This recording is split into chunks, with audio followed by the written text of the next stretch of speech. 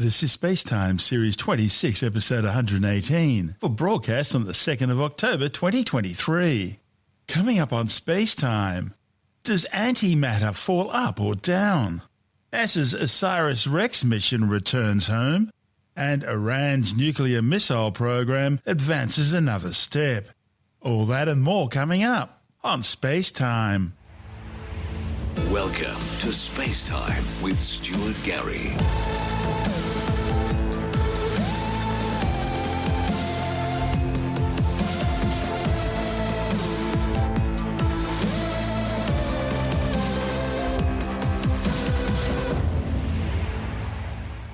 Does antimatter fall up or down under the influence of gravity?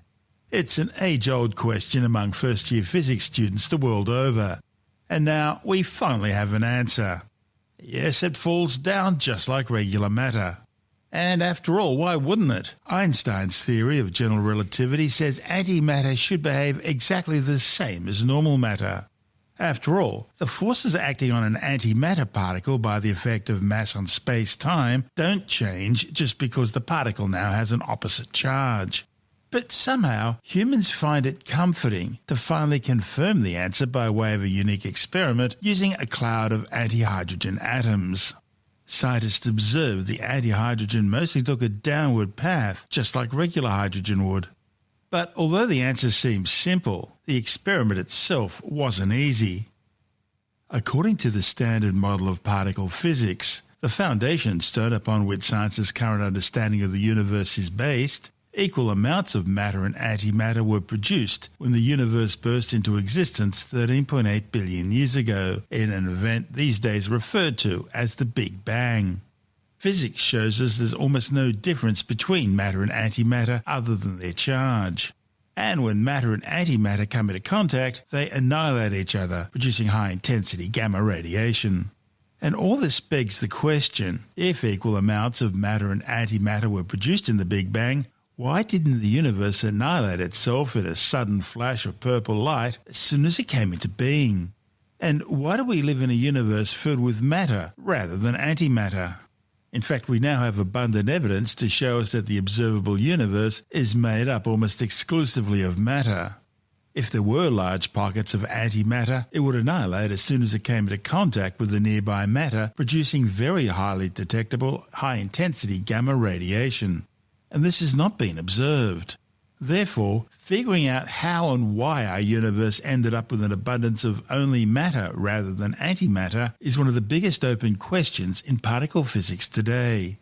In confirming that antimatter, just like regular matter, is gravitationally attracted, the finding also rules out gravitational propulsion as the reason why antimatter is largely missing from the observable universe.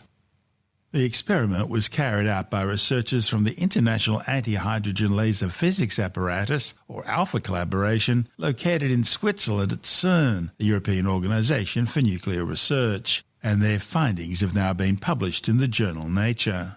Understanding the nature of antimatter can not only help scientists understand how the universe came into being, but it can also enable new innovations never before thought possible. And of course, beyond the practical and real, there's the imagined, such as the antimatter-fueled warp drives and photon torpedoes of Star Trek fame. Antimatter is completely real, but it's mysteriously scarce. ALPHA collaboration member Jonathan Wurtell from the University of California, Berkeley, says many indirect measurements indicate that gravity interacts with antimatter just as expected. But until this new experimental result came in, nobody had actually performed a direct observation that could rule out, or for example, that antihydrogen moved upwards as opposed to downwards in a gravitational field.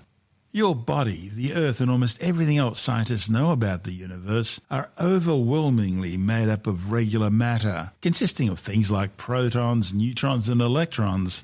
On the other hand, antimatter is regular matter's twin, though with some opposite properties. For example, antimatter protons, called antiprotons, have a negative charge, while regular protons have a positive charge. And antimatter electrons, called positrons, have a positive charge, while regular electrons have a negative charge.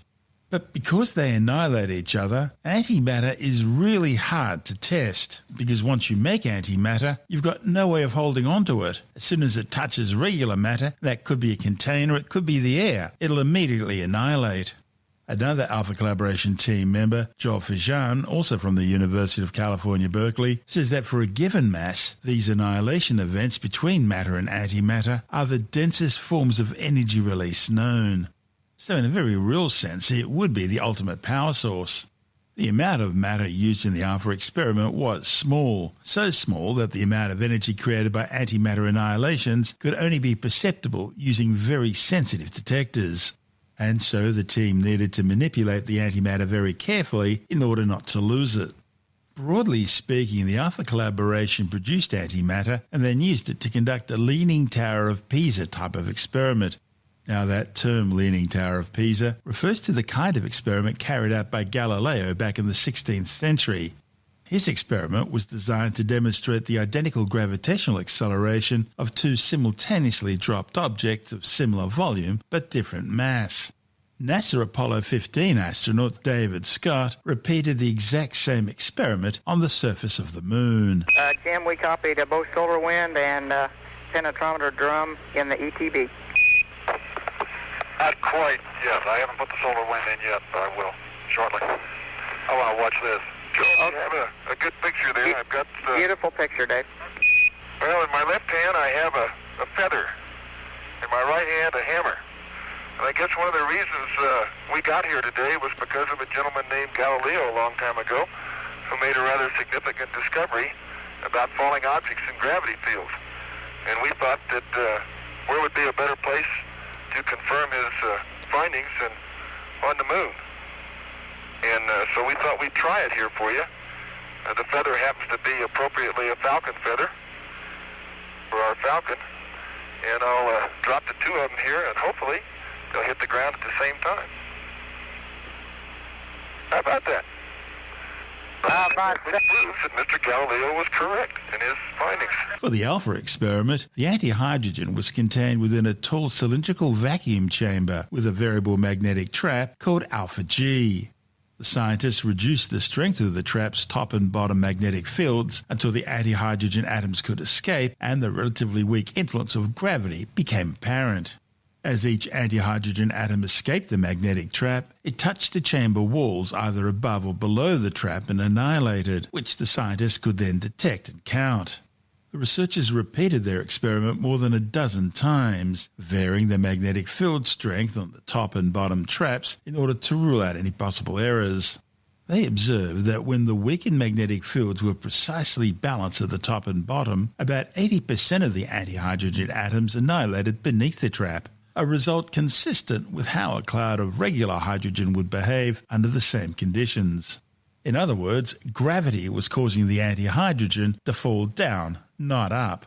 Despite some modest sources of antimatter, like the positrons emitted from the decay of potassium in bananas, scientists don't see much of it in the universe. However, the fact that the laws of physics predict that antimatter should exist in roughly equal amounts with regular matter remains a massive conundrum, these days referred to as the baryogenesis problem. One potential explanation was that antimatter was gravitationally repelled by regular matter during the Big Bang. The trouble is, these new findings suggest that theory no longer seems plausible. Whittle says that while they've ruled out antimatter being repelled by the gravitational force as opposed to attracted, that doesn't mean there isn't a difference in the gravitational force on antimatter, and only a more precise measurement will tell. So, the Alpha Collaboration will continue to probe the nature of antihydrogen.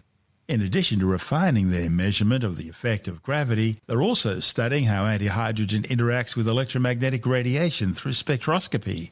If antihydrogen were somehow different from regular hydrogen, that would be a revolutionary thing because the physics laws, both in the quantum mechanics world and gravity, say the behaviour should be the same.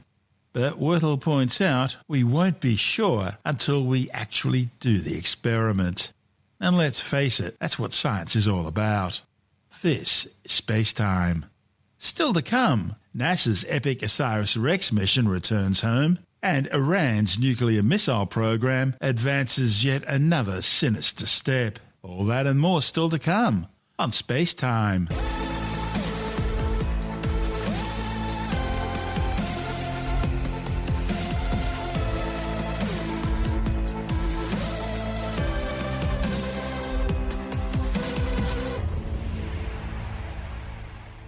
NASA's first ever asteroid sample return mission has arrived safely back on Earth, parachuting down onto a US military test range in the Utah desert. The Osiris-Rex sample return capsule landed right on target following its 7-year, 6.21 billion kilometre return journey to the half-kilometre wide near-Earth asteroid Buu. Recovery operations helicopters 1 and 2 have arrived at the holding location. So good news, our helicopters are ready to go and begin those recovery operations just as soon as we have confirmation of touchdown here. And as the sun begins to rise in the west coast, the SRC is going to be streaking across the atmosphere above San Francisco, California, about 82 miles in altitude. It's going to be coming in hot, over 5,000 degrees Fahrenheit, almost a couple seconds after it hits that atmosphere. That's about half as warm as the surface of the sun, to give you some context. But don't worry, our sample will be safe and sound. Within, we have a heat shield, which is made of a phenolic impregnated carbon ablator. It's a very fancy term to describe what's going on with this heat shield. It basically ablates away or burns away any kind of heat flux that develops on that outer shell, making sure that our sample is safe and cool within. Similar technology that we use with astronauts coming back from the moon or any kind of other landers that we have going into planets and moons. So we're just a couple moments away from this key moment. It's going to be very exciting next couple 13 minutes here, and you'll hear a couple call-outs come in from just next door in our mission operations team as they begin to get us ready for this key moment. It's a journey of 3.86 billion miles, getting reduced to the scale of mere miles. 82 miles above the surface of the Earth in San Francisco. A couple key events are going to happen as soon as we get into the Earth's atmosphere. Very quickly we're going to deploy our drogue parachute. This is for stability, stabilizes our descent, and make sure that we are continuing to target that landing ellipse that is here in the Utah test and training range. It is a 36.5 by 8 mile landing ellipse that is here, marked out for that recovery operation. This team, I'll remind you, just a few hours ago, gave that command to release the SRC on this long journey. It's been on its own for 4 hours. There's nothing we can do at this point. It's coming in, rain or shine. EDO milestone. The SRC has entered the Earth's atmosphere. UTTR tracking assets have acquired. And here we go. Start your stopwatch right now. We are 13 minutes of entry, descent, and landing as it enters into Earth's atmosphere. The punishing deceleration that spacecraft, that SRC, is experiencing right now as it comes in at about 27,650 miles an hour, glowing brightly in the sky. And in just a few moments, we're going to reach peak heating and peak deceleration. That's at 32 G-forces, punishing G-force on our SRC. At this point, we have entered in over San Francisco, California, and are very quickly going to be approaching the Utah test and training range just a little bit further to the east. Entry was at EDO milestone. SRC is experiencing maximum heating and maximum deceleration. So you just heard right there, we're experiencing that 5,000 degree Fahrenheit maximum heating, burning, scalding hot on that heat shield that is protecting our sample within, and maximum deceleration that is at 32 G-force, punishing deceleration from Earth's atmosphere, the drag forces that are acting on that SRC. Our next milestone will be expecting that drogue parachute deployment. That'll be at about 102,300 feet altitude. That will stabilize our descent and slow us from hypersonic to subsonic speeds as we continue to target the Utah test and training range. Expected EDO milestone. SRC commands drogue parachute deploy. So we heard that command to deploy the drogue parachute. At this time, 8:44 a.m. Mountain Time, the OSIRIS-Apex spacecraft is at its closest approach to Earth. That will be on to its extended mission, visiting the asteroid Apophis in the year 2029, continuing this incredible mission at another world. And in just a few moments, we should enter into special use airspace at approximately 8:46 a.m. That's going to be at 10 miles off the deck here at Utah Test and Training Range. That SRC is nearly 3 feet wide, 1.6 feet tall. It's a small object, so quite a challenge to track this as it comes searing into Earth's atmosphere. This area was specifically chosen for this mission. It's a wide open, vast desert space, relatively flat, perfect to land the sample today. Our next milestone, we should be expecting main parachute deployment at around 8:49 a.m. Mountain Time. EDO milestone. We have confirmed parachute deployment. Wow, and after an exhilarating streak across Earth's atmosphere, there is that orange creamsicle colored parachute, just a delight, a sweet delight to see in our sky here over the Utah Test and Training Range. Just a few minutes away from getting that sample from the other side of the solar system, from the surface of Asteroid Buu at sample site Nightingale. to the rugged terrain of the Utah Test and Training Range. It looks like winds are relatively low. Not a lot of rocking back and forth. Those parachutes seem to be perfectly smooth coming down, that parachute there. Continuing to descend, the slight little bit of tilt back and forth of our SRC as it comes to its resting velocity of 11 miles per hour as it makes that final descent.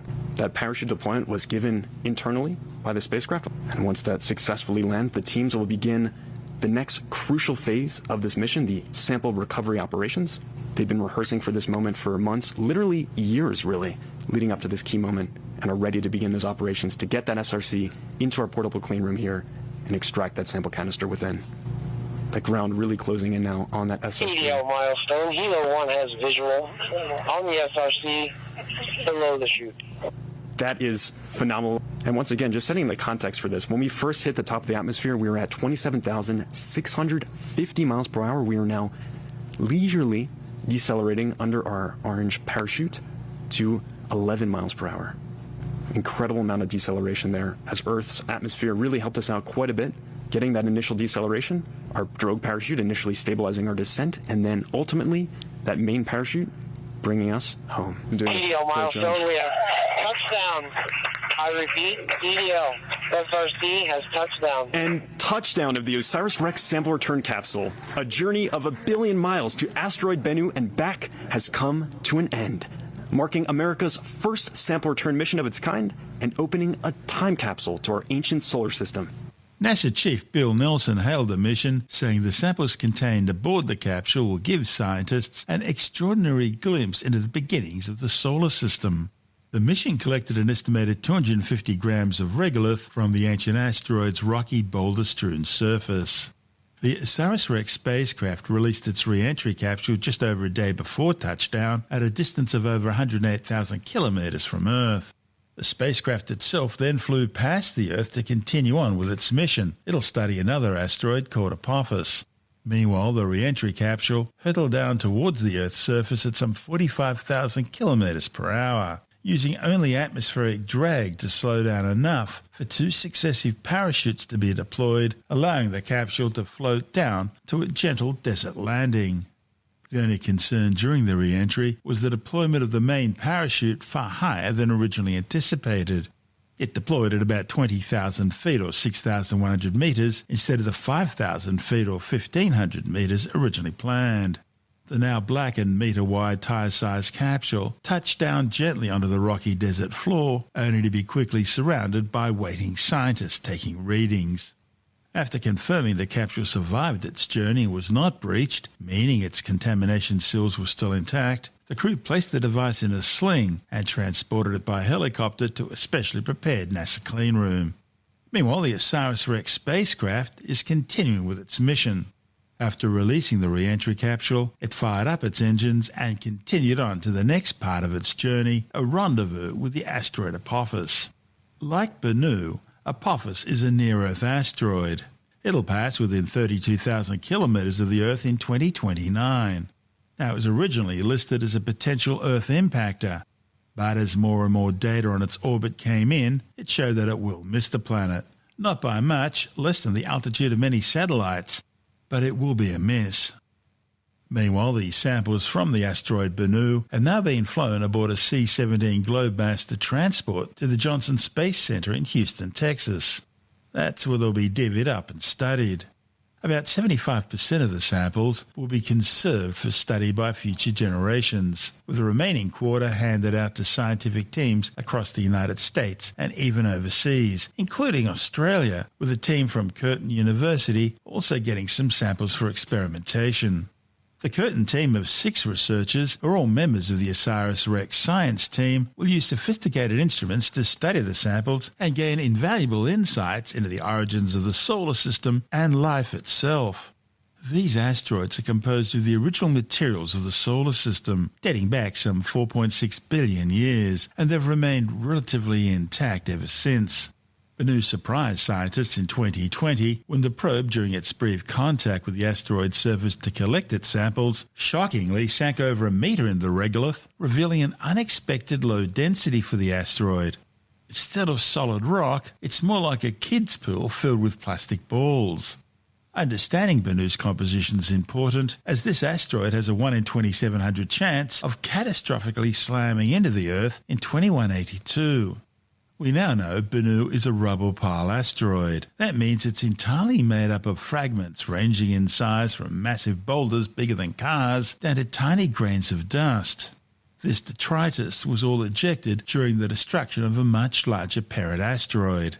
Associate Professor Nick Timms from Curtin University's School of Earth and Planetary Sciences says Osiris-Rex will reveal insights into the molecular precursors of the origins of life, and it contains water molecules locked in its minerals. Buu is a lumpy C-group asteroid, a carbonaceous and volatile rich group that has been relatively untouched since formed. And so this gives scientists a window to look back to the beginnings of the solar system. These samples are some of the most pristine asteroid rocks available. Unlike meteorites that reach Earth and quickly become contaminated by the planet's atmosphere, surface material, water and biota, the Buu samples are pristine and unblemished. So with Buu, scientists will be analysing unspoilt samples from some of the oldest objects in the solar system. Tim says we'll be able to tell huge amounts about what happened when the solar system was nothing more than dust and gas, and the processes that brought planets together and created the ingredients for life on Earth. One of the benefits of flying a spacecraft to these space objects and asteroids is that we can bring these rocky materials back to Earth without being contaminated by the Earth. See, that's the problem with meteorites, isn't it? No matter how fresh they are, they've still got earthly contamination on the outside. Yeah, I mean, meteorites are great. They're space rocks that made their own way to Earth, which is very handy for us. And we can go and collect them from the Earth's surface. But the longer they lie around on the Earth, then they can get Earth contamination by water or Earth's biological organisms and things like that. And so the longer they lie around, the more difficult it is for us to tell what signals are from the space rock and what has come from the Earth contamination. So isolating the returned material from Bennu is a really important thing because we can preserve its integrity in terms of the chemistry of the rock types and the particles and all of the molecules that are out there on the asteroid. We can then see what they're like without worry that it's been contaminated from Earth. There must be special precautions and procedures that need to be followed. Yeah, absolutely. There's a very long list of procedures that have been developed by the mission scientists to try and achieve that. One of the main things is being handled and stored in a special ultra-clean laboratory. It's basically a huge, what looks like a huge fish tank or glass tank with holes in the sides where there are sort of plastic gloves that people on the outside can reach inside the gloves then and handle the material inside the big tank. And the tank is being purged with nitrogen gas so that Earth's atmosphere doesn't contaminate the sample. And that's a really important step in trying to curate these samples. So some of the sample will be stored away in very well-sealed containers for future scientists to look at when, technology gets better and we can discover more and more things that we can't even fathom right now. They did that with the moon samples from the Apollo missions too, didn't they? Absolutely, yes. I mean, they're over 50 years old. Even on the 50th anniversary of the moon landings, they opened some of these samples for the first time, and technology has changed so much in 50 years that a whole array of new techniques can be employed to actually look at different types of analyses and the chemistry of the volatile elements and all sorts of things from those moon rocks that they recently opened. So a similar sort of thing will be happening to the Bennu sample too. Now, we've had samples from asteroids before. Curtin University were given samples from the Hayabusa 2 mission, and also maybe, did you get Hayabusa as well? Were there samples from there? Or? Yeah, we've been involved at Curtin, involved in every single sample return mission in the modern era, really. We also have got a long track record at looking at the Apollo samples from the moon as well, which is a real privilege position to be in. We've developed expertise along the way. So the first asteroid to be visited by the Japanese space agency JAXA, was from an asteroid called Itokawa, and there were only 1,500, that's 1,500 specks of dust returned from that one. A really small amount of material. Yeah, and we've been looking problems during the gathering of it, I believe. Yeah, it didn't quite go right, but when it arrived back, and they put it in a similar clean laboratory and basically dusted out the inside of the sample canister, and they found 1,500 specks of dust, which were from the asteroid that had blown in there. And so we've been privileged enough to look at those and examine those and find quite a lot out. Even though the tiny specks, our instruments are so high-tech and highly tuned that we can get lots out of material even that small. And then more recently, Ryugu, another asteroid, was visited by JAXA, and material was returned from that, only 5.4 grams, which is about the same weight as about 3 playing cards from a deck of cards. So it's not very much material in terms of weight, but that has also been absolutely brilliant to see lots of new information being derived and analysed from those materials as well. Now, the Osiris-Rex mission was very different. It almost got eaten up by the asteroid because the asteroid was so, what's the term, undense?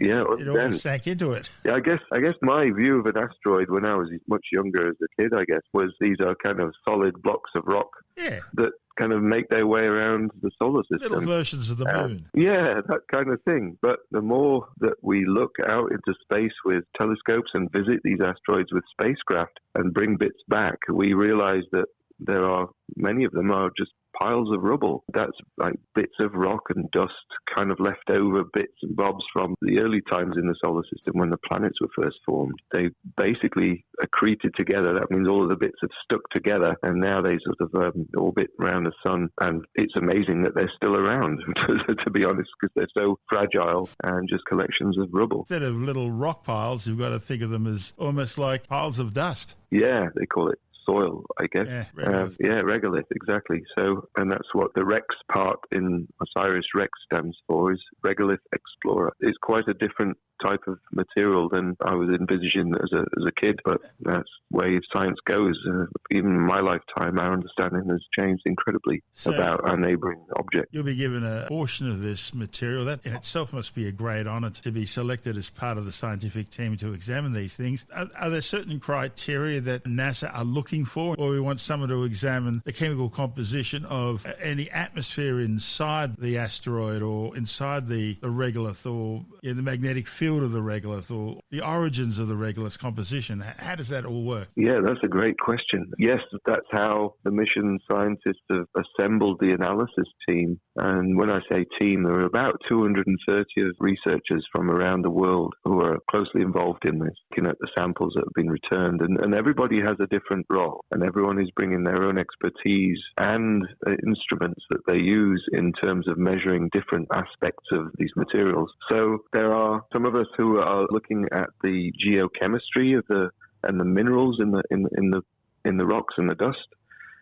to understand more about how they formed and when they formed, to date them. There are some of us who are looking at the arrangement of all of the particles and texture and the microstructure of them and figure out how processes have happened to make all of these things stick together and what's happened to them since, and if they've been hit by other impacts and all of those sorts of questions. And there are, lots of teams, not necessarily at Curtin, but around the world, who are looking at different aspects of this, including the magnetic properties, including the organic molecules that we can find, or we're hoping to find in the sample, and so on and so forth. And together we can answer lots of different questions which were posed right from the outset of the mission to start with. What are some of those questions? They include a whole array of things. I mean, there's quite there's a long list that we, the scientists, as it were, are privy to. So I'll just summarize some of them. I mean, the asteroid is meant to be, we think, a relic from the early solar system that formed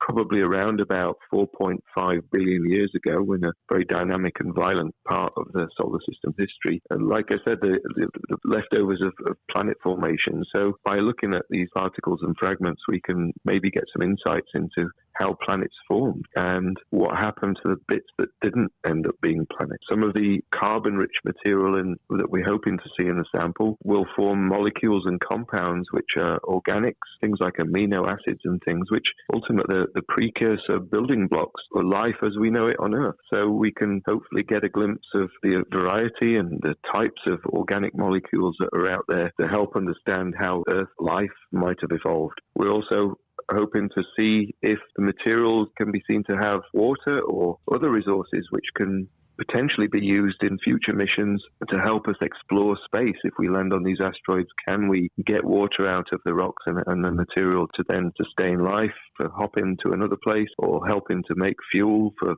refueling stations, and those sorts of very science fiction sounding things. And the other reason that we want to look at this material is to figure out its physical properties, its strength, density, and so on and so forth, to link through to how we can interpret what we can see through telescopes at other asteroids that we can sense in the solar system. And so if we can ground truth our telescope observations with microscope observations and say, right, this rock has that kind of response in the telescope, and therefore we can see all of these other objects, we can make interpretations of those that were a lot more robust. And also, if we understand about things about strength of the material and so on, then we can think about how we can maybe deflect asteroids in the future if any of them end up being dangerous to the Earth by being in an orbit which may one day impact the Earth. We can send spacecraft up there to try and deflect asteroids out of the way to mitigate hazards that could be disastrous if a large one of these things hit Earth. It could be very destructive indeed. Bennu is, of course, one of those asteroids, one of those near-Earth asteroids, which do pose a credible threat.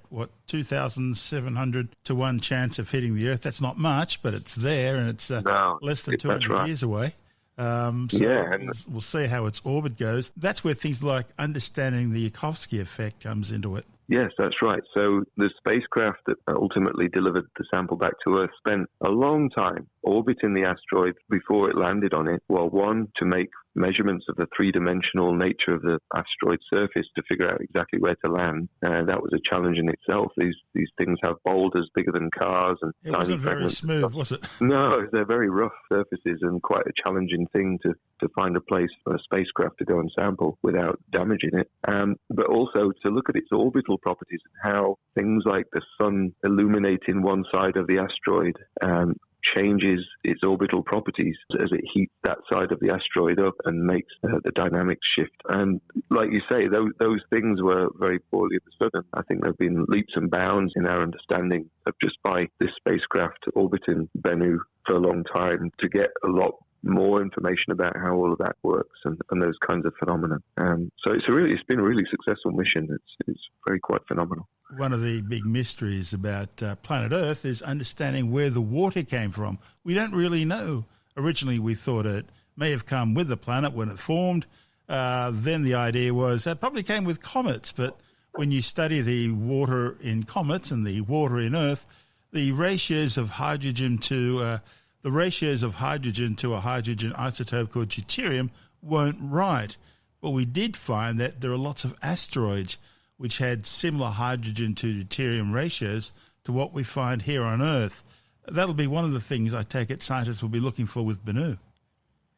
Absolutely, and that's one thing that we can do very well here at Curtin University is we have an instrument called an atom probe, which can basically reconstruct the chemistry, geochemistry, and atomic structure on a nanoscale, and we can look at the surface of the particles that have returned and see how the sun has basically implanted radiation into the sample and caused the sample to change its geochemistry. And that kind of process we found out from looking at samples from asteroid Itokawa has been instrumental in implanting things like hydrogen into the surface of these asteroid particles, which then, if you think, then they get delivered to Earth and can form naturally as meteorites, which build up over a long period of time, is a very viable mechanism of getting hydrogen, smuggling hydrogen from the sun to Earth.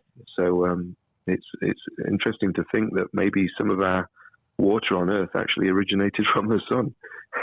What else would you guys be looking for? Do you guys have a set list of targets you're aiming at? Well, we have a vast array of instruments which are very tuned to look at the kinds of problems that we might want to understand.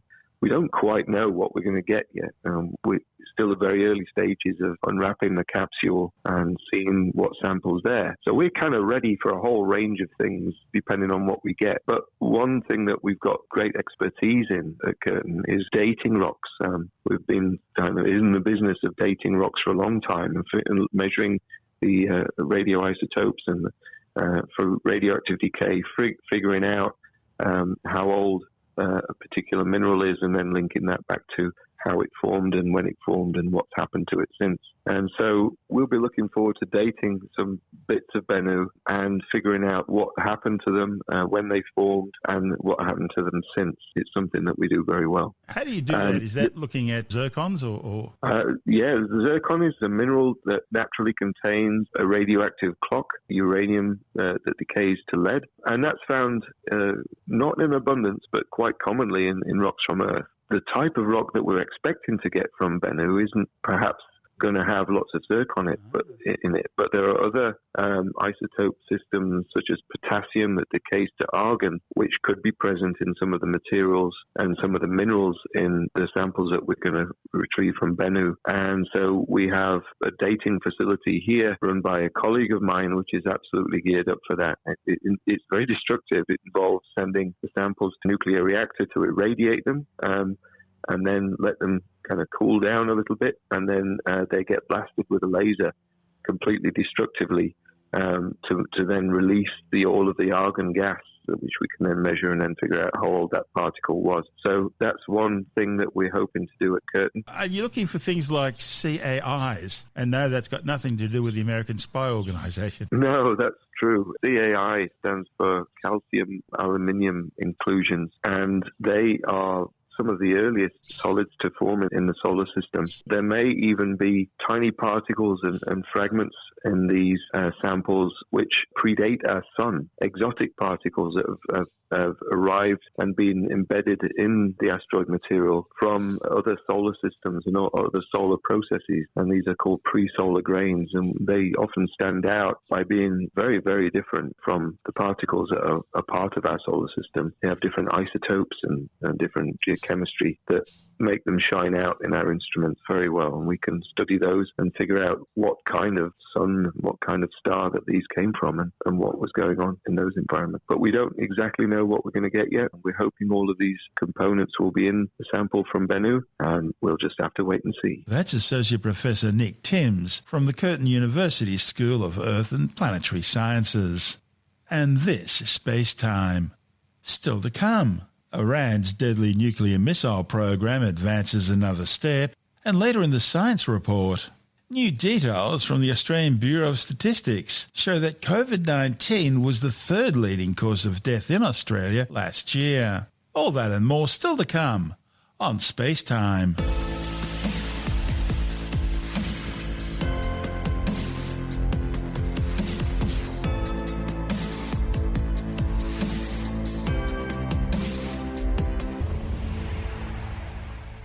Iran says it's launched a new spy satellite into orbit. The 7-kilogram NOR-3 imaging CubeSat was launched aboard a Quasad rocket by Iran's Revolutionary Guards. Tehran says the satellite was placed into a 450-kilometre high orbit.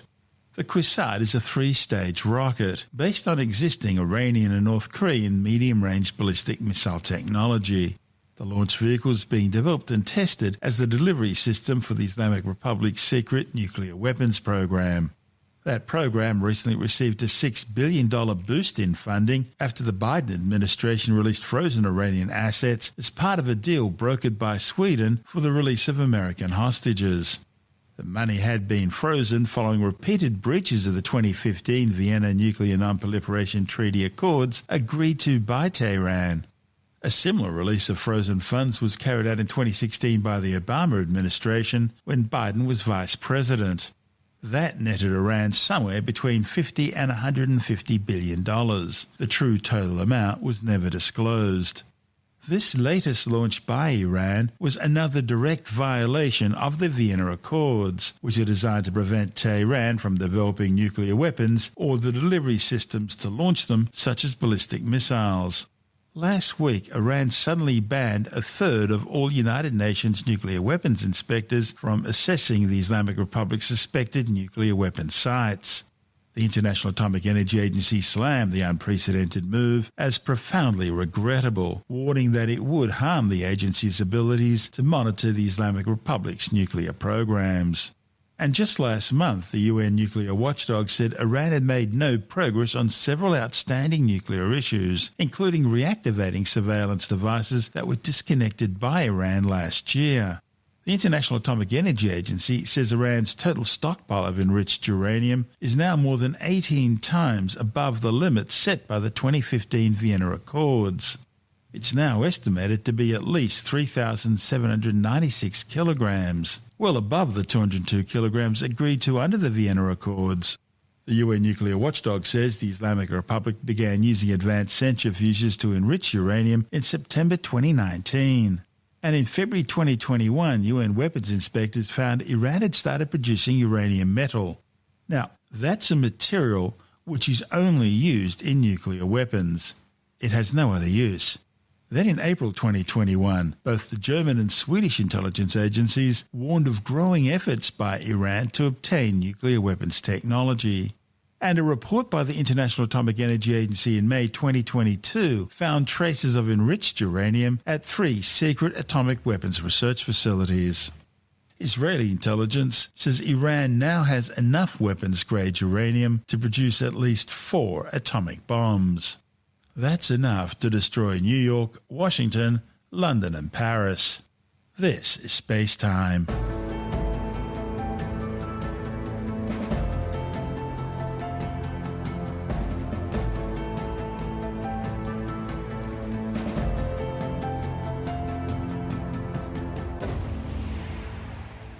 And time now to take a brief look at some of the other stories making news in science this week with a science report. New figures released by the Australian Bureau of Statistics show that COVID-19 was the 3rd leading cause of death in Australia last year, the deadly virus accounting for more than 1 in 20 fatalities. This marks the first time an infectious disease has appeared in the top 5 leading causes of death since 1970, when influenza and pneumonia ranked 5th. The data shows COVID-19 was among the top 10 leading causes of death in all states and territories last year, ranging from the 3rd leading cause in New South Wales, Victoria, South Australia and the Australian Capital Territory to the 9th leading cause in the Northern Territory. The virus was the 6th leading cause in Queensland, Western Australia and Tasmania. Official figures suggest some 7 million people have now been killed by the COVID-19 coronavirus since it was first detected near China's Wuhan Institute of Virology around September 2019. The World Health Organization estimates the true death toll is likely to be around 18 million, with over 770 million confirmed cases globally. Antarctic sea ice has reached a new record low winter growth, its lowest maximum extent since records began. The findings, based on satellite data from NASA and the National Snow and Ice Data Center, show that sea ice reached a maximum extent of 16.96 million square kilometres during a time when sea ice cover should have been growing at a much faster pace during the darkest and coldest months of the year. That's 1.03 million square kilometres below the previous record low reached back in 1986. The average maximum extent between 1981 and 2010 was 18.71 million square kilometres. Scientists are now working to try and better understand the cause of the meagre sea ice growth, which could include a combination of factors, including El Niño, wind pattern changes, and warming ocean temperatures. The fact that sea ice is melting at both poles reinforces warnings by scientists of a cycle called ice albedo feedback. You see, bright sea ice acts like a mirror, reflecting most of the sun's energy that shines upon it, sending it back into space. On the other hand, open ocean water is darker, so it ends up absorbing some 90% of the sun's energy that reaches it. With greater areas of ocean exposed to solar energy, more heat can be absorbed. This warms the oceans and further delays sea ice growth. The U.S. Department of Energy's Stanford Linear Accelerator Center has just achieved first light on the world's most powerful X-ray laser. The upgraded LINAC Coherent Light Source 2 ushers in a new era of science, providing up to 1 million X-ray flashes per second. That's 8,000 times more than its predecessor. Work on the $1.1 billion project began 13 years ago, involving thousands of scientists, engineers and technicians. The new X-ray free electron laser produces ultra-bright, ultra-short pulses of X-ray light that allow scientists to capture the behavior of molecules, atoms and electrons with unprecedented detail on the natural timescales on which chemistry, biology and material changes occur. It transforms the ability of scientists to explore atomic-scale ultra-fast phenomena that are key to understanding a broad range of applications. Scientists will now be able to examine the details of quantum materials with unprecedented resolution. This will drive new forms of computing and communications. It'll reveal unprecedented and fleeting chemical events to teach how to create new sustainable industries and clean energy technologies. It'll allow scientists to study how biological molecules carry out life's functions, to develop new types of pharmaceuticals, and to study the world on the fastest timescales, opening up entirely new fields of scientific investigation. In the process, opening up entirely new fields of scientific investigation. Australian skeptics have finally answered a question on everyone's mind. Just who is the nation's best psychic? And the answer is all of them, according to their own descriptions.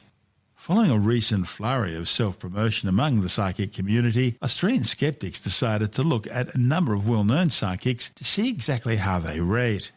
Tim Mendham from Australian Skeptics says they found that each and every one of the dozens of psychics they examined insisted that they were the best, and many said all the others were a bit chonky. The skeptics, being skeptics, decided to look into the claims of various psychics. Now, recently we had someone on TV who was promoting themselves as Australia's best medium or Australia's best psychic. I forget what he was saying. Certainly simply the best. So we thought, what are the rest like?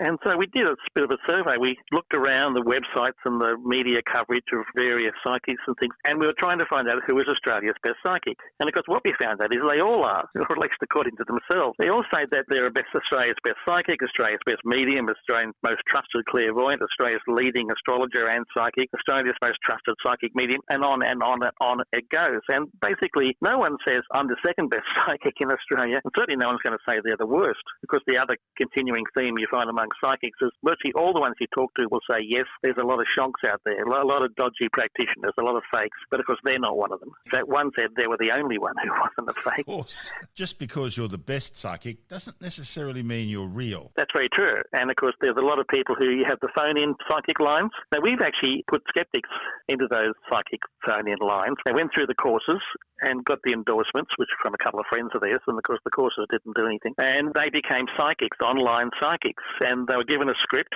as to what to read out and to how to keep person on the line as long as possible, because they're being charged by time. And they had no real way of clarifying the qualifications of a particular psychic. Therefore, the qualifications of a psychic is sort of a bit of an oxymoron. I'm still shocked that you said there's a course.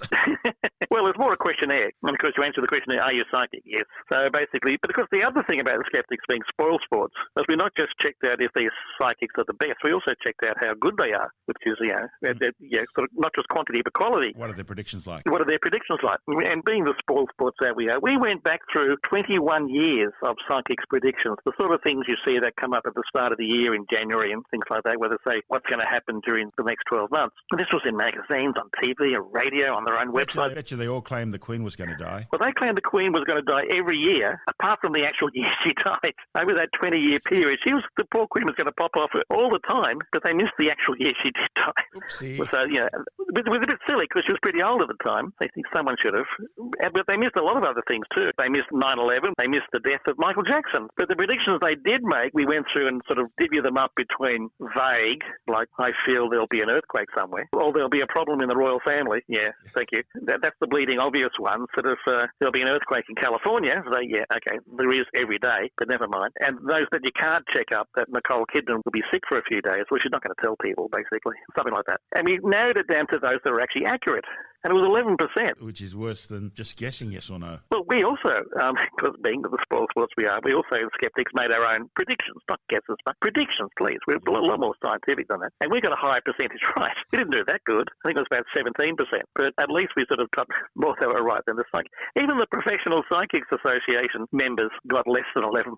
It was a funny old thing. I always think that if my mechanic or my car mechanic or my neurosurgeon is right 11% of the time, I'm going to choose a different one. But if they're all right only 11% of the time. I think there's something wrong with the industry, and that's what our story was on the psychic. They all say they're the best, and yet they always get it, more times than not, they get it wrong. Is it a rich industry to be in? It is. It is a rich industry.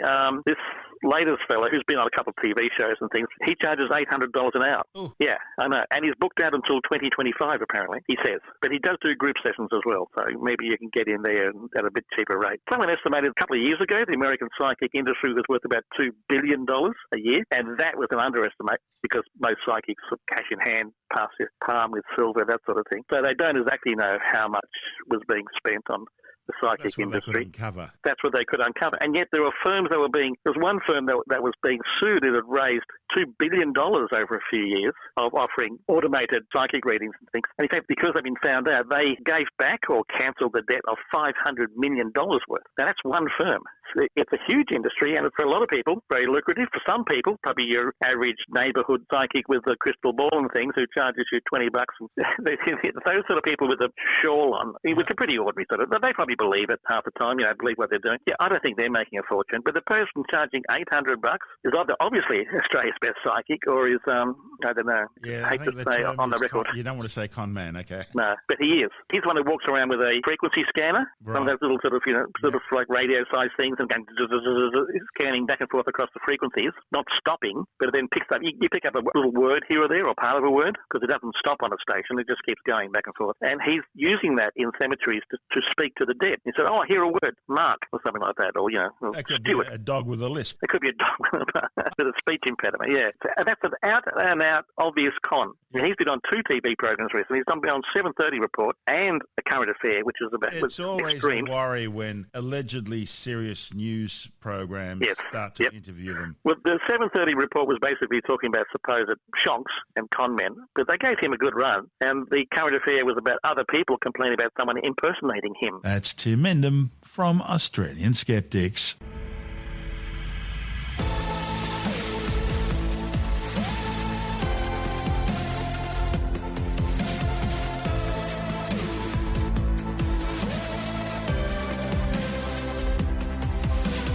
And that's the show for now.